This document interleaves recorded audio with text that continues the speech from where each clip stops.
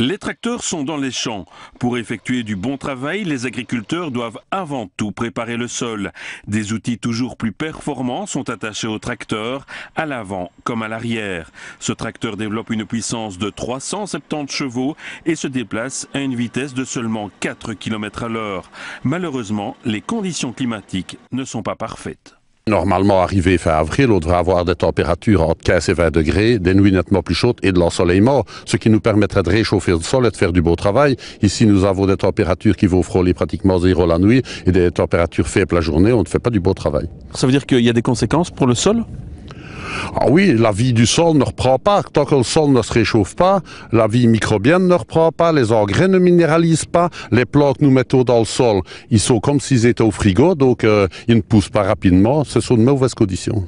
Originaires de notre pays, mais aussi des Pays-Bas, d'Allemagne et de France, les plants de pommes de terre sont stockés dans des immenses frigos de la société STG, implantée à Gers. Une coopérative agricole composée d'une quinzaine d'agriculteurs qui cherchaient à diversifier leur production.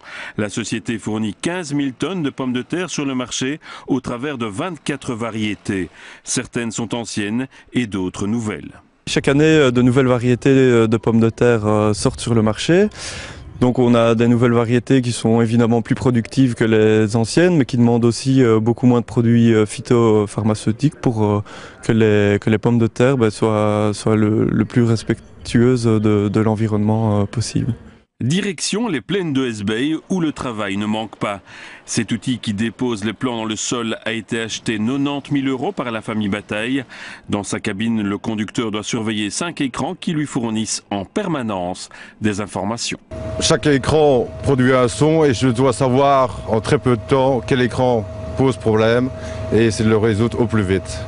Donc ça veut dire qu'il faut être très attentif. Oui, ça c'est tout le temps attentif, j'ai pas une seconde à moi. Mécaniquement, le travail est impeccable. Le butage est réussi grâce à la précision des outils. Les pommes de terre sont destinées au marché du frais, une culture exigeante. Surtout pour le marché du frais, parce que nous voulons un tel calibre, nous voulons une belle peau, c'est vraiment un marché exigeant. Les agriculteurs prennent en compte le mécontentement des riverains, dont les propriétés sont parfois inondées lors des orages violents.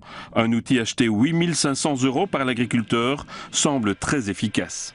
Nous faisons des cloisonnements maintenant entre les deux buts. C'est un petit amoncellement de terre qui empêche que l'eau ne ruisselle jusqu'au fond de la parcelle et qu'elle ne vienne inonder les propriétés voisines. En plus, nous, on en profite dans notre champ, on n'inonde pas les voisins et il y a une volonté au niveau de la région wallonne d'imposer cette mesure à l'avenir.